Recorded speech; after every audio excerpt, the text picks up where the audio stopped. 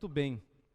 Então, eu vou me apresentar rapidamente. Eu trabalho aqui na UFPA, eu sou docente aqui da UFPA. Minha lotação é no ICEM. Eu sou do Instituto de Ciências Exatas e Naturais. Não é o instituto que cuida dos cursos de engenharia, ele cuida de outros cursos da universidade. E eu trabalho particularmente com a faculdade de matemática lá dentro do ICEM.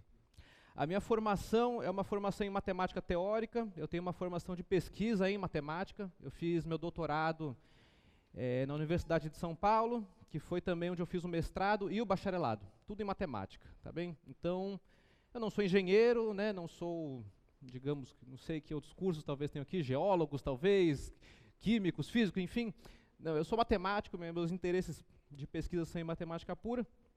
Porém, nas minhas atividades de ensino aqui na universidade, eu trabalho com qualquer curso que tiver disciplinas de ciências exatas, tá certo? Cálculos, álgebra linear, etc, etc, etc, para qualquer curso que precise dessas disciplinas. Então, a gente da matemática tem essa característica de transitar por vários cursos. E, bom, a gente vai se conhecer melhor durante o semestre, eu não vou ficar falando de mim aqui, e eu quero sumarizar o que a professora Mariane já falou muito bem aqui, tá certo? Então, aqui é realmente um sumário do que ela disse. Eu estou chamando aqui de atividades. Muito bem. Isso aí é a agenda semanal de vocês aqui no Cálculo 1. Ok? Então, essas atividades elas são de caráter semanal, né? Nós temos as aulas, como a Mariane disse, né? Segundas e quartas aqui no auditório comigo. Sextas em turmas menores, em grupos menores com os monitores. Tá legal? Excepcionalmente, nesta sexta, vai ter aula normal, digamos assim. A aula vai ser aqui no auditório, de manhã comigo e à tarde com o professor André, tá bom? Então essa sexta, como está muito no comecinho, a aula vai ser aqui mesmo. A partir da semana que vem já vão ser as aulas com os monitores, tá legal? Muito bem. E temos, bom, as listas de exercícios semanais, que são obrigatórias, tá bom? A palavra obrigatória, em particular, significa que vale nota, tá bom? Eu vou explicar como que isso influencia na nota de vocês, mas ela é obrigatória também para vocês se manterem a par do curso, né? Então a metodologia do Projeto Newton, que foi exposta aqui pela professora Maria, ela exige que vocês façam um monte de coisas, tá certo? E uma delas é vocês entregarem por escrito essas listas de exercícios semanais, tá bom? Elas têm um caráter um pouco mais conceitual, tá certo? Vocês vão ver ali, né? Ela é planejada com muito carinho pela equipe de monitoria, tá bom? Então, enfim. E temos também as listas de exercícios da monitoria. Essas são listas um pouco mais extensas e de caráter mais prático, eu diria. É a lista onde você vai fazer mais conta, é onde você vai botar mais a mão na massa, tá certo? E essas listas, elas são as que baseiam as aulas de sextas-feiras. Então, toda semana vocês vão ter essa lista um pouco mais extensa, que não é para entregar por escrito, tá bom? Mas que não deixa de ser obrigatória também, tá certo? E que vão ser discutidas em detalhes pelos monitores nas aulas de sexta, tá bem? E também são questões em que a gente pode ajudar mais vocês a chegar nas respostas, certo? Aqui vocês têm que entregar, a gente tem que ajudar um pouco menos. Não que a gente não possa ajudar absolutamente, mas enfim, tá bem? Muito bem, e uma atividade essencial também são os atendimentos da equipe de monitoria. Então, como deve ter dado para perceber, né, na fala da professora Mariane, o Projeto Newton ele é um tanto complexo, né? Tem muitas e muitas e muitas pessoas trabalhando no Projeto Newton. Talvez vocês se atentem mais à minha figura aqui na frente, ou aos monitores, mas são várias equipes diferentes. E a equipe de monitoria, vocês têm que valorizar muito ela, tá certo? Eles são seus fiéis escudeiros nessa disciplina. São alunos, alunas que passaram pela situação que vocês estão passando agora mais recentemente. Tá certo? São pessoas que vão ser mais sensíveis às dificuldades, às dúvidas, e que vão ter ampla disponibilidade para ajudar vocês, além de corrigir as listas, além de elaborar as listas, tá certo? Agora entrando um pouco no qual é o assunto dessa disciplina. Então, muito bem, estamos aqui no Cálculo 1, não é? O que o Cálculo 1 vai falar sobre? O Cálculo 1, ele é uma introdução, tá certo? Ele é uma disciplina básica, de entrada, para o mundo do cálculo infinitesimal. Né, que é o que vocês estudam nos outros cálculos e também em outras disciplinas até, tá legal? E eu costumo resumir em uma frase o que é o cálculo infinitesimal, desse jeito aí, olha só. Eu digo que o cálculo ele é um conjunto de técnicas que possibilita você transitar entre cálculos exatos e cálculos aproximados. Então, Na matemática, a gente faz uma distinção clara entre aquilo que é um cálculo exato e aquilo que é um cálculo aproximado. E o cálculo infinitesimal, ele te dá uma ponte entre essas duas coisas, tá legal? Na verdade, no cálculo 1, a gente prioriza o estudo dos cálculos exatos. Tá certo? No cálculo 1, a gente está mais interessado em fazer cálculos exatos, deixando a questão dos cálculos aproximados para outras disciplinas, principalmente cálculo numérico, cálculo computacional, outros nomes desse tipo, tá legal? Mas vão ter ocasiões em que eu vou falar sobre aproximações também, sobre como fazer cálculos aproximados e tudo mais. Não é nosso enfoque, mas isso vai aparecer também, tá legal? E no cálculo 1, dentro do cálculo infinitesimal, a gente se restringe a estudar as funções reais, tá bom? Que são funções que tem uma variável, que é um número real, uma variável real, tá certo? Expresso aqui como x, né? X pertence a um domínio de uma função, isso tudo eu vou esclarecer ao longo das próximas aulas, tá certo? Eu gosto de colocar os símbolos logo de cara, para vocês verem eles já no primeiro dia, tá certo? Mas inclusive eu espero que vocês não saibam o que são esses símbolos nesse momento, mas até o fim do semestre eles vão ser todos esclarecidos. Muito bem, também a gente estuda funções reais, uma variável real. No cálculo 2 vão ser duas ou mais variáveis, mas no cálculo 1, uma variável só. Tá bem? E assumindo valores reais também, tá certo? Então isso está expresso aqui nesse f de x pertence a esse r caligráfico aqui, esse r com uma barrinha, tá bom? Então esse é nosso objeto de estudo, as funções reais. E a gente vai aprender a dominar elas. A gente vai aprender a tirar informações, a representar, a fazer um monte de coisa com elas. Tá legal? Quer dizer, o que elas são, para que elas servem e como que a gente calcula com essas funções. É isso que a gente faz no cálculo 1.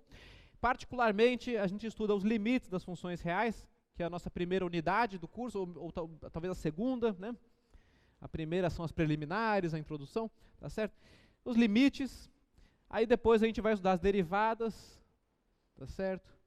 Então aqui estão os limites, a notação de limite. A gente vai descobrir o que essa interrogação aqui é e o que essas estrelinhas aqui também são, tá bom? A derivada é esse símbolo do meio aqui, tá certo? A gente vai entender o que é esse negócio aqui. dy dx igual a f' de x, tá certo? É assim que pronuncia, ok?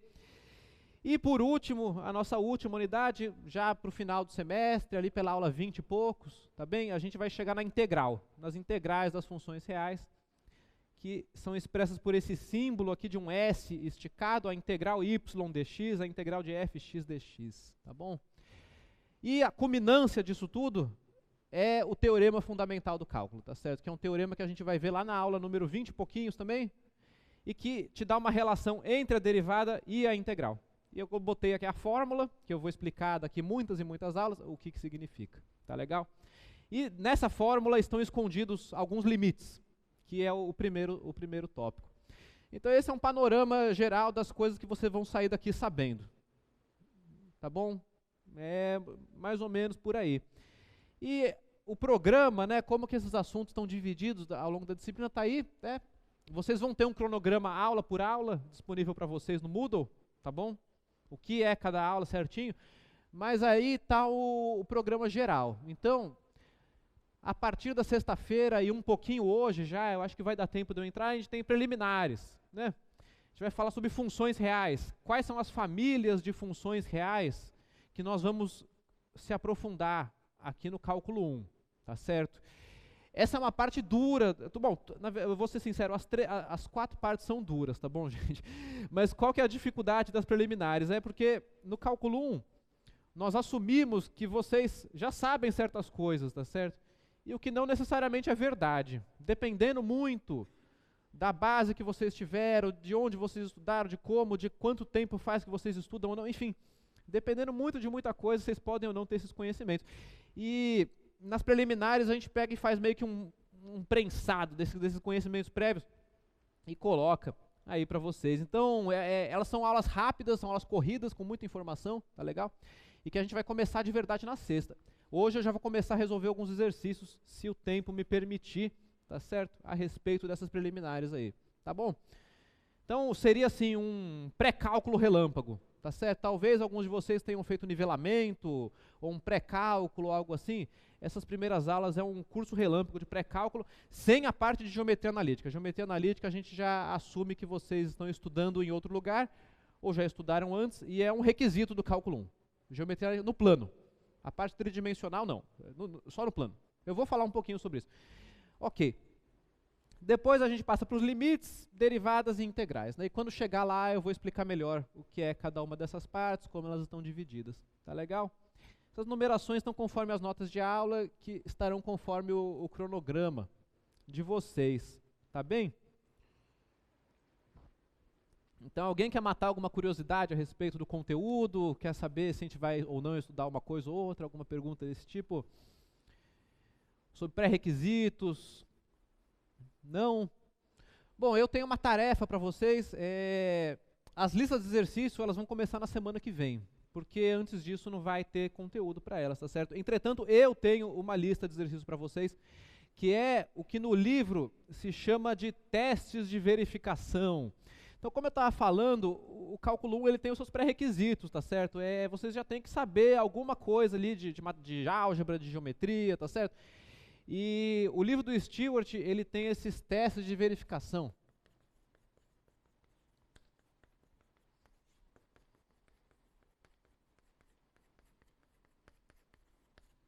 Então, isso está no livro. Eu não sei se no começo ou escondido ali no final, tá certo? Você tem que procurar no livro. E eles estão divididos em seções, do tipo assim, álgebra, geometria analítica, certo? E eu quero que vocês façam esses testes. A lista de exercícios dessa semana aqui é fazer esses testes de verificação. No próprio livro já vão ter as respostas. Aí é aquela coisa, é matemática, né, gente? Se você olha a resposta antes de fazer a questão, não tem mais questão. Então sejam, né, adotem como prática de estudo isso, de você primeiro tentar, e se definitivamente você não conseguir, aí você procura a solução, tá certo? É diferente da resposta. A resposta está lá para você conferir no gabarito, assim, né? Mas a solução estraga tudo, tá certo? No sentido de que você tem que sofrer um pouco para conhecer os seus próprios limites com a coisa, tá certo? Uma dica de prática de estudo que eu deixo para vocês. Então esses testes são para ver o seguinte: se você não conseguir fazer nenhum, você tem que se preocupar de correr atrás, tá certo? De correr atrás do conteúdo. Correr atrás quer dizer, fala comigo, eu vou te dar referência. E acima de tudo, a monitoria. Vai lá na monitoria e fala, olha, não está dando certo, o que eu faço? Recorram à equipe de monitoria, além de recorrer a mim, tá legal? Então esses testes, eles são um termômetro, como diz o nome, é um teste, tá certo? Para ver se os pré-requisitos aí estão no lugar ou não. Então eu recomendo fortemente que vocês façam isso agora, tá certo?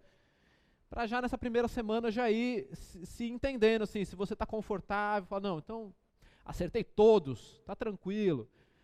Aí semana que vem vai ter a primeira lista, e aí você vai vendo se ainda está tranquilo ou não, tá certo? Agora façam isso aqui. Então essa semana os exercícios são daqui. Fazer, tá certo? Façam, né? Está lá no livro, então, para essa semana aí, deixo para vocês. Hoje mesmo, já vai lá, já pega pelo menos são bateriazinhas de teste, assim, já podem mandar ver nisso daí. Tá certo? Muito bem. Então, nessa primeira aula de cálculo, que além de fazer essas formalidades, né, de apresentar o que a gente chama de plano de ensino, tá certo? Que é o cronograma, a avaliação, etc., eu procuro fazer também uma introdução, uma motivação, tá bem? Então eu vou entrar agora nessa parte em que eu vou falar sucintamente o histórico do assunto, tá certo? Para que vocês tenham uma noção de continuidade, para vocês verem que a gente está lidando com ideias muito antigas aqui, coisas que já foram verificadas e reverificadas e que não tem nada de novo, né? Tudo que a gente vê no cálculo 1, tirando as aplicações, foi desenvolvido no máximo até o século XVIII, até o século XVII talvez, tá certo? São ideias, né, muito mais antigas que isso até. As aplicações podem, né, continuar surgindo todos os dias, mas, enfim. Então eu vou entrar nessa parte mais histórica e de motivação agora, tá bom? Uma coisa mais leve. E aí eu espero fazer umas continhas aí mais para o final da aula, né, para a gente começar já a trabalhar, tá bom? Muito bem. Então de onde veio o cálculo, tá certo? Que, né, existe um senso comum, digamos assim, que vai dizer para você, não, o inventor do cálculo diferencial integral é o Newton, é o Isaac Newton, é o cara que dá o nome para o projeto Newton. Ok. Vai ter um outro senso comum que vai falar, não, mas o inventor do cálculo é o Leibniz, não é o Newton. Ok, pode ser também. Bom, a verdade é que a história é sempre muito mais complicada do que isso, tá certo? E eu diria que realmente o surgimento do cálculo, os primeiros momentos do cálculo, eles estão já na antiguidade, tá certo? Eles estão lá na Grécia, eles estão nessa linha que eu coloquei aqui. Olá, bom dia. Dos pioneiros gregos, tá certo? Então a gente está falando de coisas que aconteceram 300 antes de Cristo, muito tempo atrás, tá certo? E nessa época, pessoas como Euclides, como Eudoxo e como muitas outras pessoas, eles já tinham um conhecimento principalmente de geometria, mas de matemática em geral, bastante sofisticado, tá certo? Nessa época, eles já tinham conhecimento dessa distinção que eu falei entre aquilo que é exato e aquilo que é aproximado, tá certo? Esse é um tema que está na matemática até hoje, né? E a primeira manifestação, talvez, desse fenômeno, dessa distinção entre as duas coisas, é o fenômeno da incomensurabilidade. Então eu vou colocar essa palavra aqui como um dos marcos iniciais do cálculo infinitesimal, o fenômeno da incomensurabilidade entre segmentos de reta, tá certo? Então, um problema que já era bem entendido na época, né, um problema de geometria, é o seguinte, é como que você relaciona as medidas de segmentos de reta, uns com os outros, tá certo? Então é o problema da medida, o problema é como é que você vai medir uma coisa com relação à outra. E que coisa? Vamos começar com segmentos de reta. Como que você consegue medir um segmento de reta a partir de um outro segmento de reta, tá certo? Muito bem. Estou indicando isso com essas flechinhas aqui, né? A questão é como você pode medir esses segmentos com relação um ao outro. E esse fenômeno da incomensurabilidade é o seguinte, nem sempre é possível você medir um segmento de reta a partir de outro que você fixa como unidade, pegando essa unidade e dividindo ela em um número de partes de igual comprimento, tipo assim, você pega 1 metro e divide em centímetros e divide em milímetros, não é certo? Nem sempre é possível você medir exatamente um segmento de reta a partir de uma unidade fixada, usando apenas um número finito de subdivisões dessa unidade. Um pouco obscuro o que eu falei, o exemplo clássico é o seguinte, se você pegar um quadrado, tá certo? Um quadrado, né? Ângulos retos, lados todos iguais, tá certo? Um quadrado de lado L, digamos, e você considerar a diagonal desse quadrado, né? Que eu vou chamar aqui de D, já nessa construção geométrica básica, o fenômeno da incomensurabilidade está presente. O que eu estou falando aqui é o seguinte, que se você tentar medir a diagonal do quadrado, utilizando o lado do quadrado como unidade de medida, e aí você pega e subdivide o lado em um número finito de partes, você pega os centímetros, pega os milímetros aqui, tá certo? Nunca vai dar exatamente a diagonal. Sempre vai faltar um pouquinho ou sobrar um pouquinho, tá certo? E é interessante, porque em aplicações, né, tá certo? Talvez vocês estejam mais preocupados com aplicações, você faz uma aproximação, tudo bem, vai sobrar um pouquinho, vai faltar um pouquinho, mas se esse pouquinho for muito pouquinho, o suficiente para os seus propósitos, já está bom, não é verdade? Entretanto, matematicamente falando, você nunca vai conseguir medir exatamente desse jeito que eu falei, tá certo? E isso é expresso algebricamente da seguinte maneira, o teorema de Pitágoras, né? Eu vou aproveitar essa introdução histórica para lembrar de algumas coisas, já está de matemática mesmo, tá bom? Então nós temos o teorema de Pitágoras, né? Teorema de Pitágoras, que pode ser aplicado a essa situação e vai estabelecer que o quadrado da diagonal é a soma dos quadrados do lado, tá certo? Ou seja, que a diagonal ao quadrado é 2 vezes o lado ao quadrado, não é? E aí, dividindo pelo lado, eu tenho que a diagonal ao quadrado dividido pelo lado ao quadrado é igual a 2, tá bom? E que, portanto, o quadrado da razão da diagonal pelo lado é igual a 2. Certo? Então tem uma expressão algébrica, o teorema de Pitágoras, ele fala, ó, tá aqui. Então, né? Entretanto, esse fenômeno da incomensurabilidade, tá certo? Como que ele está presente nessa situação? Da seguinte maneira, daqui é um teorema, tá certo? É um argumento conhecido pelos pitagóricos e daí em diante, né? Que isso quer dizer que essa razão da diagonal pelo lado não é uma razão de números inteiros, tá certo? Isso aqui é diferente de m sobre n para quaisquer m e n inteiros, tá certo? Vários símbolos aqui, olha só, esse A de ponta cabeça é um quantificador lógico, significa para todo, para quaisquer, tá certo? Esse Z com essa barrinha aqui é o conjunto dos números inteiros, tá certo? Vou usar essa notação também aqui. E o que eu estou falando é que o fato de o quadrado de um número ser igual a 2 garante que esse número não é uma razão de números inteiros, tá certo? Não é 2/3, não é 1024 sobre 3078, não é nenhuma razão de números inteiros, o que significa então que não importa quantas vezes você subdivida o seu lado e tentar usar esses pedacinhos pequenos para medir a diagonal, sempre vai faltar ou sobrar um pouquinho, nunca vai dar exatamente, tá certo? Essa é a grande descoberta dos pitagóricos, tá certo? Esse fenômeno da incomensurabilidade, tá bom? Então, bom, a gente tem essa situação aqui. Eu não vou demonstrar isso daqui, né? É bastante comum, cálculo 1, na primeira aula, demonstrar isso aqui, para mostrar para o pessoal. Não vou fazer isso. Vocês encontram essa demonstração muito facilmente por aí, talvez algum outro professor faça, tá legal? Não é difícil não, eu não vou fazer, né? E aí isso coloca a gente numa situação curiosa, porque já nessa época, além de saber disso, era conhecido um método que te permitia aproximar a diagonal em termos do lado tão bem quanto você quisesse, tá certo? Quer dizer, esse D sobre L igual a raiz de 2, né, que é o que você conclui daqui, tirando a raiz quadrada dos dois lados, né, te permite aproximar o que você quer. Então, ainda que você nunca vá ter exatamente a medida, essa medida pode ser tão bem aproximada quanto você quiser, tá certo? As pessoas sabiam calcular raízes quadradas, no sentido de que existia um método recursivo de você produzir aproximações das raízes quadradas tão boas quanto você quisesse. Se chama método babilônico de extração de raízes quadradas. É uma coisa bem antiga, muito antiga mesmo. Então a situação é essa. Tá certo? Existe uma distinção entre aquilo que é exato e aquilo que é aproximado, tá certo?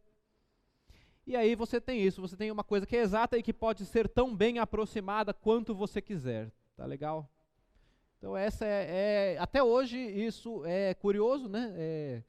Não é porque passou 2.300 anos que ficou fácil de se entender com isso, né? A gente continua brigando com esse negócio, mas a situação é essa. Então essa é uma primeira manifestação de quê?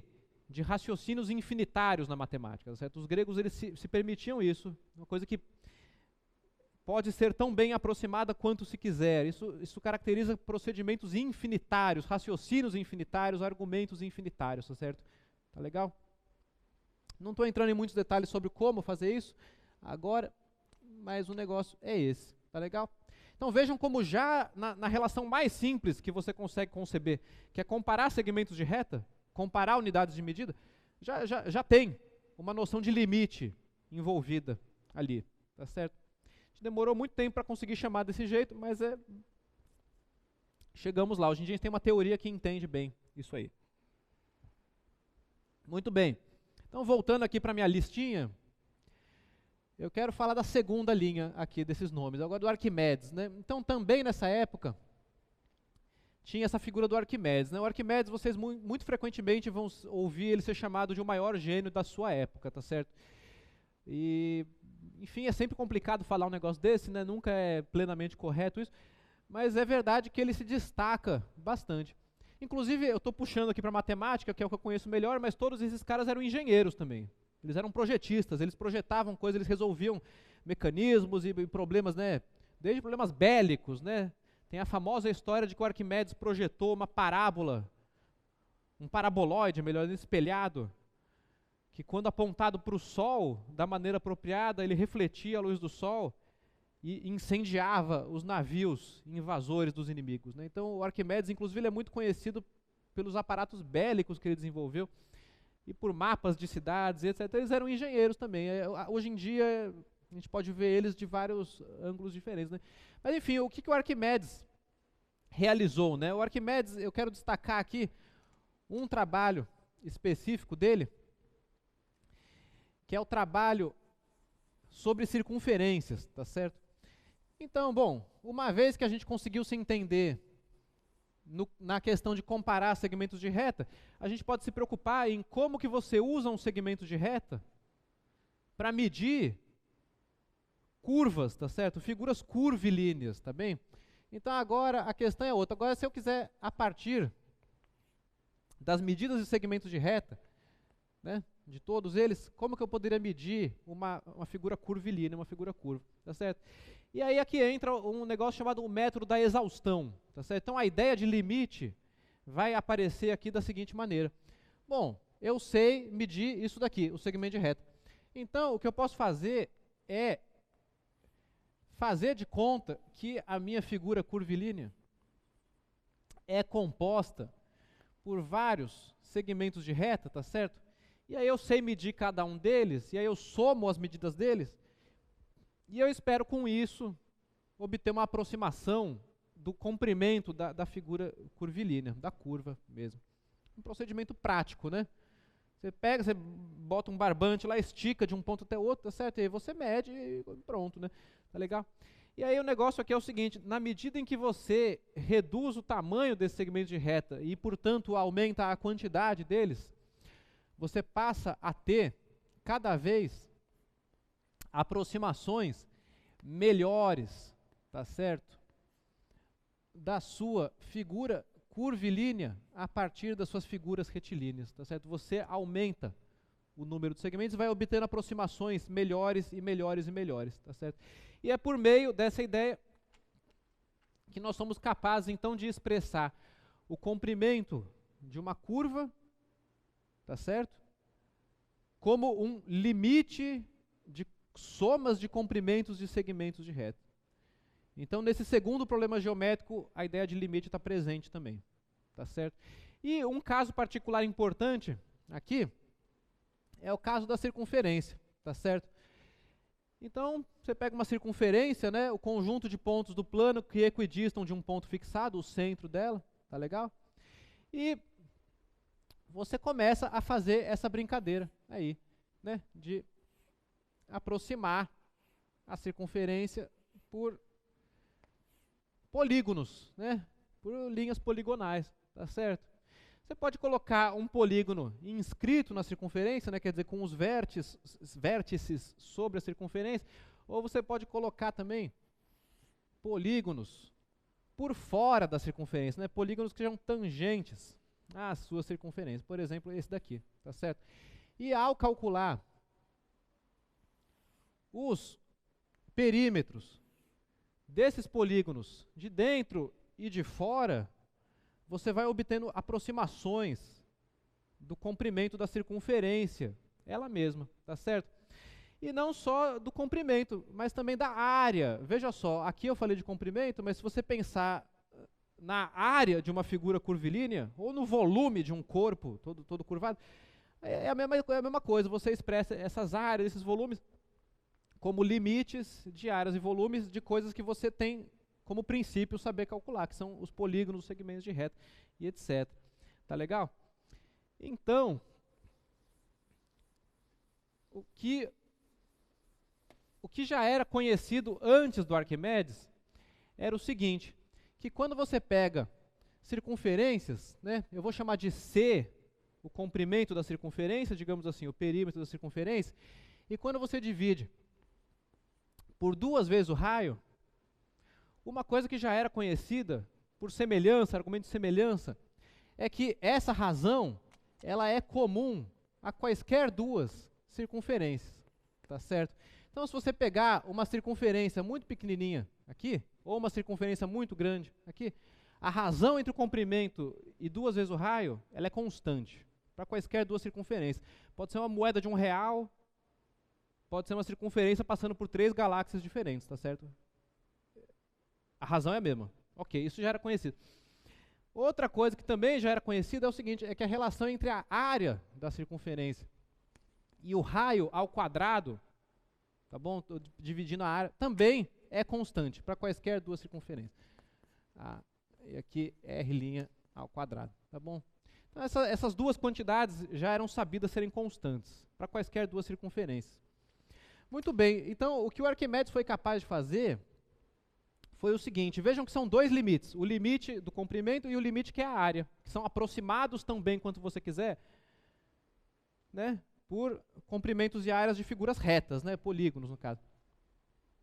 Muito bem, e o que o Arquimedes fez foi o seguinte, ele conseguiu entender tão bem como que essas aproximações eram feitas, que ele foi capaz de mostrar que essas duas razões são iguais, que essas duas, na verdade, são a mesma, tá certo?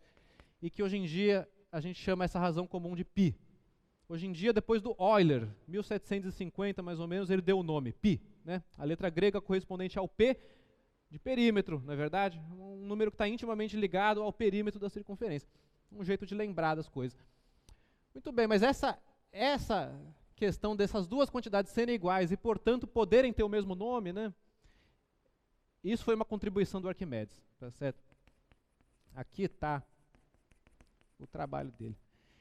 Então esse é um trabalho fundamental, esse é um trabalho de fundação do cálculo, sem dúvida nenhuma, tá bom? Então Arquimedes, o que ele fez um pouco mais em detalhe foi o seguinte, ele resolveu uma relação de recorrência. Arquimedes aprendeu como o seguinte, se eu pegar uma aproximação, tipo essa que eu desenhei aqui, e eu subdividir ela no meio, no sentido de que eu vou pegar esse polígono e transformar ele em um com o dobro de número de lados, e o de fora também, tá certo? Na medida que eu for obtendo aproximações melhores e melhores, né? Então você faz uma aproximação amarela agora aqui, que é um pouco melhor. Muito bem, o que o Arquimedes conseguiu fazer foi encontrar uma relação de recorrência que te permitia, a partir de uma aproximação, calcular a seguinte, que era melhor. E assim por diante, e assim permitindo você calcular aproximações tão boas quanto você quiser do número que hoje em dia a gente chama de π. Tá bom? Então é surpreendente, isso é um trabalho até hoje notável e sofisticado, uma matemática bastante fina, não é? Uma vez eu vi um grande matemático falar que a gente nunca deve olhar para os gregos como pessoas antiquadas ou ultrapassadas, mas sim como colegas de uma universidade distante, tá certo? Os trabalhos deles são excepcionais, não só na matemática, mas para o sentido prático também. Enquanto engenheiros, aí vocês vão descobrir isso em algum momento. Bom, então vejam que tudo isso aconteceu por volta do ano 300 a.C., já faz muito tempo, não é verdade? E aí eu dou um salto no tempo. Vamos passar aqui por cima de um monte de coisa e vamos passar para o instante seguinte, nesse meu histórico, entre aspas, aí do cálculo. Entre aspas, porque é muito superficial o que eu estou falando aqui, né? Então, não é bem histórico, né? É só de leve. E aí, estamos aqui, então, por volta de 1600. E aqui acontecem duas inovações técnicas, que não chamar de inovação é até pouco, né? Foram grandes revoluções, na verdade, que é o surgimento da geometria analítica e também da física moderna. Tá certo? Essas coisas acontecem meio que simultaneamente. Os nomes que surgem aqui, é o René Descartes, de quem vem o nome do plano cartesiano, não é verdade? Então, essa metodologia de você identificar pontos do plano a partir de um sistema de coordenadas retangular, leva o nome de coordenadas cartesianas, por causa desse cara aí, esse francês, René Descartes, né? Então você pega um par de retas perpendiculares, tá certo? Em um ponto chamado de origem, não é verdade? As retas são orientadas, né? Cada reta vem com 2 pontos especiais, que é o 0 e o 1, e que te permite saber o que é um semi-eixo positivo e negativo, não é verdade? Muito bem. E aí você identifica todos os outros pontos do plano de acordo com qual reta horizontal ou vertical esse ponto está. Tá certo? Ou melhor dizendo, horizontal e vertical. Né? Então você tem as horizontais, vou fazer de levinho aqui. Retas horizontais. Opa, essas aqui são as verticais. Essas aqui são as verticais. E tem também as horizontais, tá certo? E aí, uma vez que essas retas verticais e horizontais preenchem todo o plano, né? E tem sempre essas intersecções aqui, você é capaz de identificar pontos, né? Pontos do plano com pares ordenados de números reais. Isso é uma inovação técnica maravilhosa. Quer dizer, então isso aqui vira pares, né? Pares ordenados de números reais, tá certo? Números reais. Os famosos x, y com uma vírgula no meio entre parênteses, tá certo? Então aqui eu destaquei alguns deles, não vou ficar marcando números aqui, tá bem? Mas enfim, qual que é a vantagem de você fazer isso? A vantagem é, como o que está dito aqui, tá certo? Que isso estabelece uma relação entre os objetos geométricos, pontos, parábolas, circunferências, hipérboles e por aí vai, com expressões algébricas e analíticas. Então isso estabelece a ponte, tá certo? Entre aquilo que antes era separado, antes tinha a álgebra e a geometria. A partir desse momento, elas estão amarradas uma à outra, tá certo? Uma vez que você pode descrever objetos aqui no plano, curvas, regiões, etc., a partir de equações em duas incógnitas, tá certo? Então você tem equações em duas incógnitas e você tem os conjuntos soluções dessas equações que vivem aqui no plano, tá bem? E graças à geometria analítica essas coisas estão casadas, elas estão amarradas umas às outras. Então, em particular, a gente vai estudar os gráficos das funções. Todas as aulas eu vou falar de gráficos de função, gráfico de função. Os gráficos de funções vivem aqui e eles são casos particulares desse tipo de relação que eu escrevi aqui, tá bom? Muito bem, então essa é a parte da geometria analítica, digamos, que possibilitou tanto o Descartes quanto o Fermat resolver problemas de geometria que não tinham sido resolvidos. Então eles empregam esse método com sucesso para resolver uma série de problemas, tá certo? Mas aí, junto com isso, a gente não pode deixar de falar do surgimento da física moderna também, tá certo? Que é o que estabelece essa noção que hoje em dia parece tão natural, porque na escola a gente já vê as coisas assim, né? Estabelece a matematização da física, tá certo? Estabelece o surgimento da física enquanto física quantitativa, tá certo?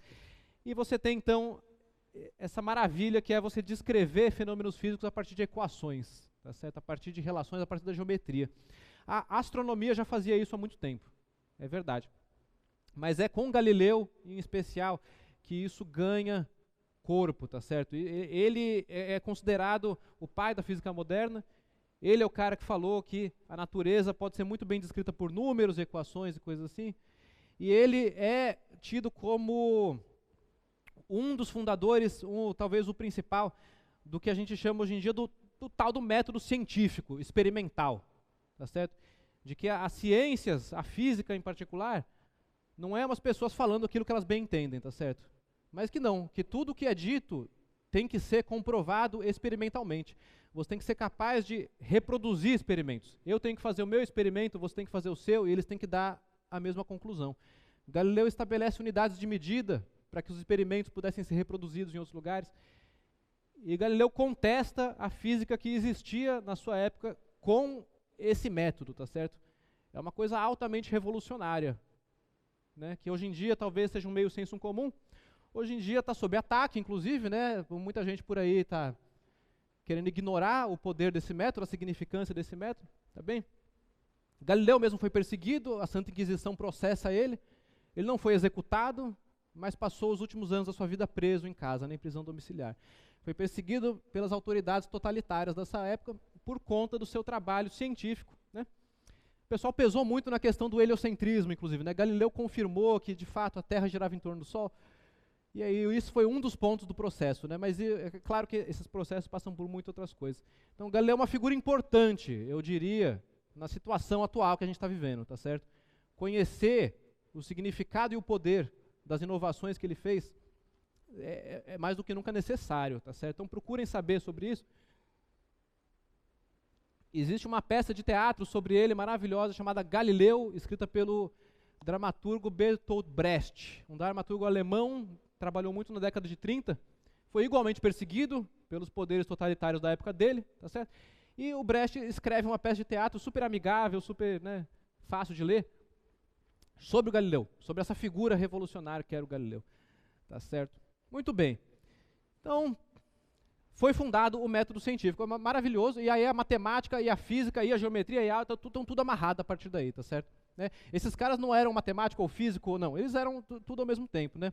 No último século não dá mais para ser assim, né? A gente teve que se especializar, tal, mas até esse momento eles eram universalistas, né? Tá bom? Muito bem, e tem o nome do Kepler, claro, né? O cara que formulou as leis de Kepler, ok? Não vou ficar falando da biografia dele aqui, por questões de tempo, mas é um nome que tem que estar nessa lista também. Muito bem, a partir daí surge essa consolidação das técnicas infinitesimais, tá bem? E aí é esse momento que motiva as pessoas a falarem, não, quem inventou o cálculo foi o Newton, quem inventou o cálculo foi o Leibniz. Pois é, a verdade é que o professor do Newton, um cara chamado Barrow, ele já conhecia o teorema fundamental do cálculo. E ele passou essa informação tanto para o Newton quanto para o Leibniz, tá certo? O que eles fizeram de diferente foi o jeito que eles empregaram isso aí, o que eles fizeram com esse conhecimento, que foi uma coisa completamente sem precedentes, tá certo? Então, o Newton, uma das coisas que ele fez foi a formulação da lei força é igual a massa vezes aceleração, tá certo? E que é uma equação do cálculo, é uma equação diferencial, tá certo? Uma vez que a aceleração ela é a segunda derivada da posição. Então, a gente vai ver o que isso significa, com a exceção de que no cálculo 1 não tem vetores, então no cálculo 1 não tem essas flechinhas aqui. Então, tira as flechinhas daqui, tá certo? Aqui é cálculo 1, né? Mas, enfim, Newton consegue, através dessa expressão, deduzir as leis de Kepler. Então ele fez uma coisa que englobava as leis de Kepler e que é muito mais ampla, que chegou muito mais longe, que serviu para muito mais coisa. Tá bem? Então nessa equação tem um exemplo robusto aí do que pode ser feito com o cálculo infinitesimal. E o Leibniz também, bom, só o fato de eu escrever desse jeito aqui, eu estou usando o trabalho do Leibniz também. A anotação que pegou, uma delas é a anotação do Leibniz. A anotação do Newton ela era muito difícil de ser transmitida. O Leibniz tinha uma anotação mais... Isso é importante. Matemática, você ter uma boa anotação é fundamental, não é bobagem não, tá bom? Muito bem. Então eu chamo isso de consolidação. É quando os caras realmente pegaram aquilo lá que todo mundo já sabia e usaram de uma maneira, né, sensacional. Né? E aí, a partir daí, qualquer pessoa que queira entender como que os cientistas fazem as contas tem que estudar cálculo, tá certo? Isso se transformou... O cálculo ele não é a única maneira de você modelar fenômenos físicos. Né? A gente vai falar muito de modelo, o modelo matemático, tá certo? Essa palavra vai ser esclarecida aos poucos. Não é a única, a álgebra linear é muito importante, a probabilidade é muito importante, muitas outras coisas são muito importantes hoje em dia também. Mas o cálculo, ele é indispensável, tá certo? O cálculo ele não tem como, e é por isso que tudo quanto é curso de ciências exatas tem cálculo no currículo, tá certo? Porque você não tem condições de entender o que as pessoas estão falando se você não estudar cálculo, tá certo?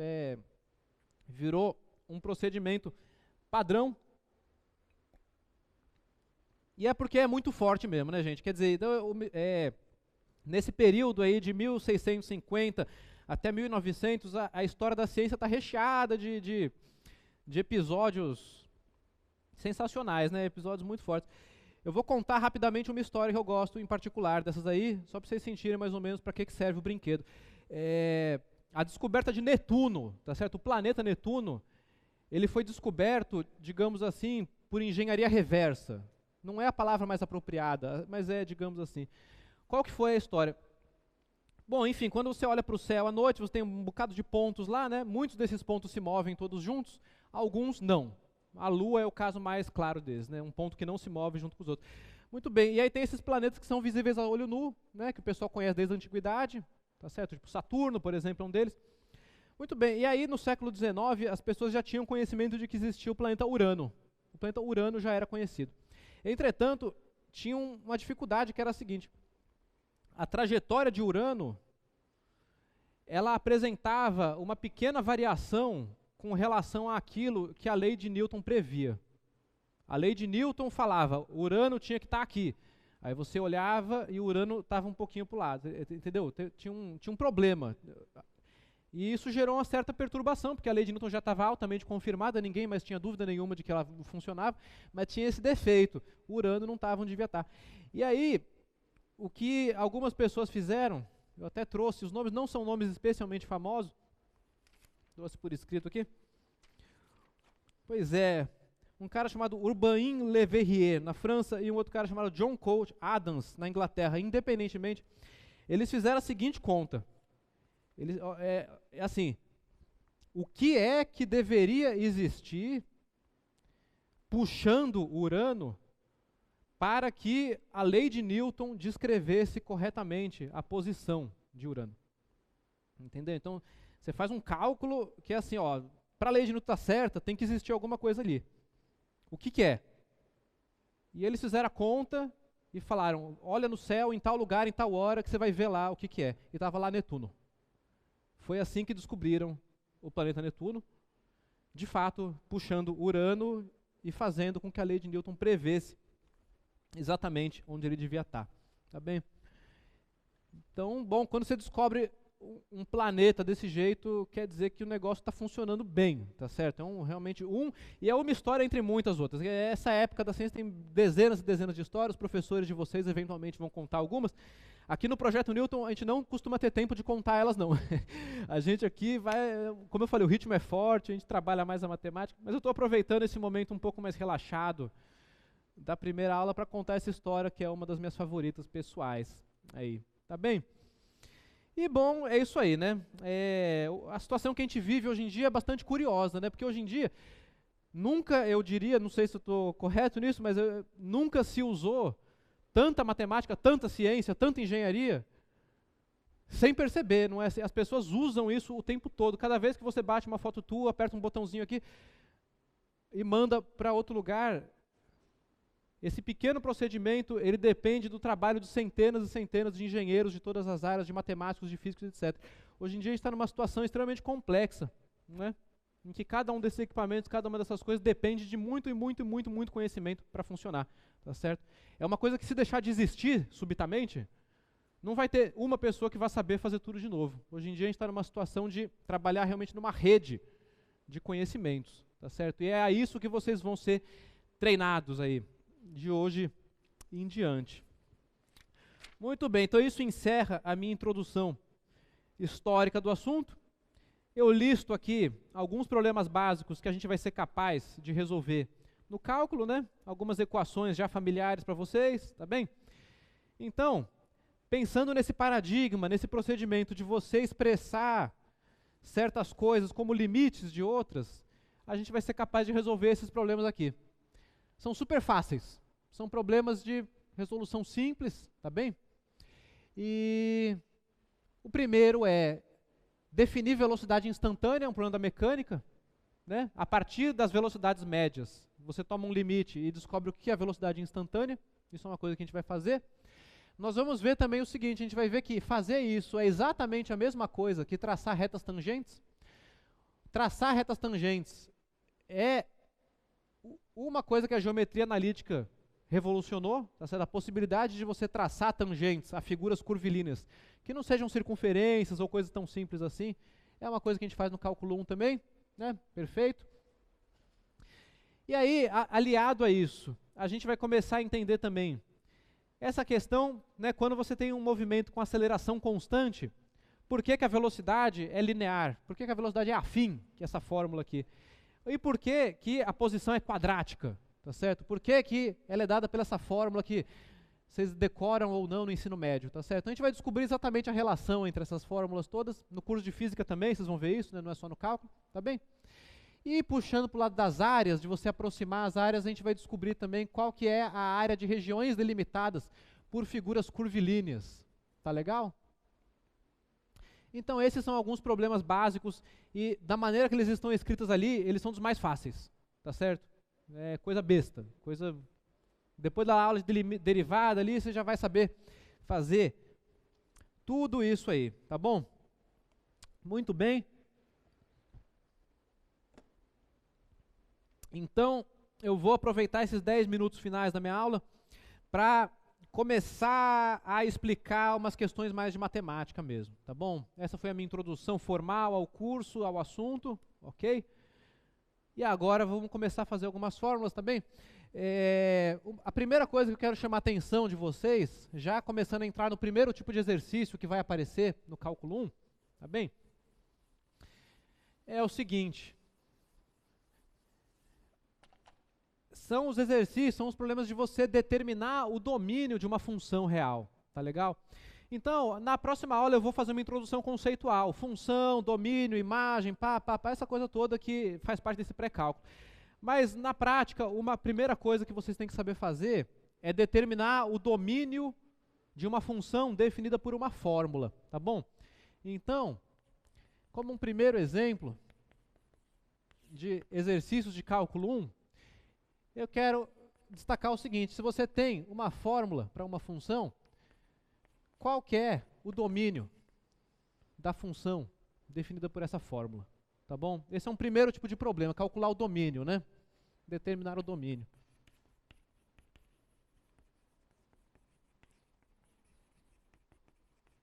Determinar o domínio.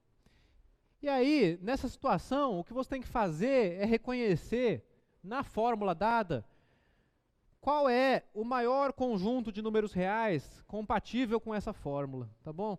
Então eu vou começar com uma fórmula simplesinha, a fórmula f de x igual a 3x mais 1, que divide, digamos, 2x. Então pega essa fórmula aqui, tá certo? É uma fórmula que vai pegar, então, um número real x, multiplicar por 2, vai pegar esse número real x, multiplicar por 3, somar 1 e dividir a primeira parte pela segunda. Essa é a regra, essa é a fórmula, tá certo? E aí, como que você determina o domínio da função definida por essa fórmula? Tá bem? Então você tem que enxergar na fórmula, a partir dos seus conhecimentos aí de álgebra, ou talvez das funções transcendentes, que a gente vai ver também, tudo aquilo que não pode ser feito, tá certo? Então, nesse caso, nós temos um quociente, né? Isso aqui é um quociente, tá bem? E um quociente de números reais, ele não está bem definido para quaisquer números reais. Existe uma exceção, tá certo? Existe uma exceção aqui. A exceção é a seguinte, é que o denominador do quociente, ele não pode ser zero. Então, regra número 1 do cálculo. Você não divide por zero, tá certo? Né, a gente vai aprender nos limites como que você consegue mais ou menos entender o que acontece na divisão por zero, mas dividir por zero está fora. Tá? Então, nesse caso, isso aqui tem que ser diferente de zero. Então, muita atenção a isso. Divisão por zero está fora, tá certo? Divisão por zero está fora, não divide por zero. Essa é a primeira coisa para ter na cabeça, divisão por zero está fora. E, portanto, para determinar o domínio dessa função, basta você determinar quais x fazem com que a expressão 3x mais 1 seja diferente de zero. Tá certo? Muito bem. Então, isso vai envolver resolver uma equação de grau 1, que é fácil, tá certo? Antes de resolver a equação de grau 1, deixa eu só explicar por que você não divide por zero, né? Eu falei que é uma regra, não é que eu que estou mandando, não é uma ordem, não é isso. A divisão, ela funciona assim, né? Ela está relacionada a equações da forma ax mais b, tá certo? Que você resolve com x igual a b sobre a, tá bem? Então, um quociente da forma b sobre a, com a e b, números reais, tá certo? Esse símbolo aqui, R com a barrinha, são os números reais. A aula que vem eu vou falar um pouco mais. Muito bem, então o quociente b sobre a, ele é, por definição, aquilo que resolve uma equação da forma ax igual a b. Essa é uma motivação algébrica para os quocientes. Existem outras motivações, é claro, essa é a algébrica. Agora veja bem, se A é igual a zero, o que acontece com essa equação, né? Bom, essa equação, ela vira a equação 0x é igual a b. Agora, dentre os princípios que regem os números reais, tá certo? Multiplicar por zero dá sempre zero. Então, quando A é zero, quer dizer, quando o denominador é zero, a tua equação, ela fica zero igual a b, tá certo? Zero igual a b. E a equação zero igual a b, o x desaparece da equação, vocês viram? Então, pode acontecer duas coisas aqui. Ou o b é igual a zero, né? E, portanto, a tua equação original tem infinitas soluções, qualquer x vai ser solução dela.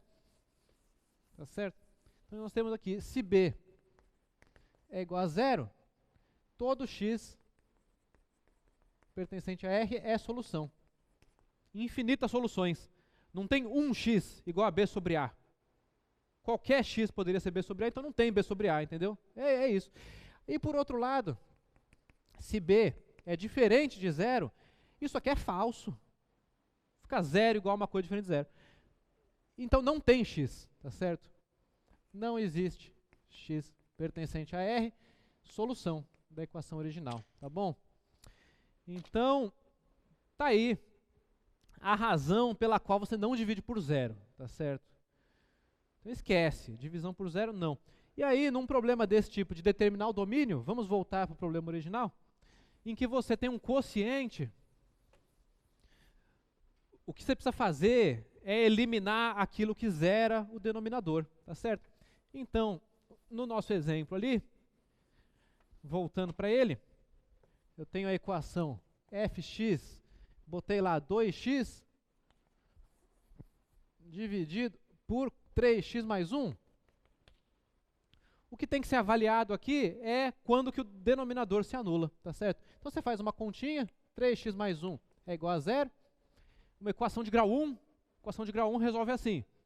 Passa o termo independente para o outro lado, né? Somando menos 1 dos dois lados da equação, né? Passa, o famoso passa para o outro lado, né? Tá certo? Somei menos 1, 0 aqui, aparece menos 1 aqui. Passei esse mais 1 como menos 1 para o lado direito da igualdade. Segundo passo para resolver a equação de grau 1, passa dividindo o coeficiente do termo x, tá certo? E você descobre que x tem que ser igual a menos 1/3, tá certo? Então, e para isso eu multipliquei por 1/3 os dois lados. Muito bem, então eu descobri que o denominador 3x mais 1 é igual a 0, se e somente se o x é igual a menos 1/3. E, portanto, qualquer outro x que eu botar nessa fórmula vai dar não zero. E, portanto, eu vou ter um quociente bem definido. Pronto. Conclusão.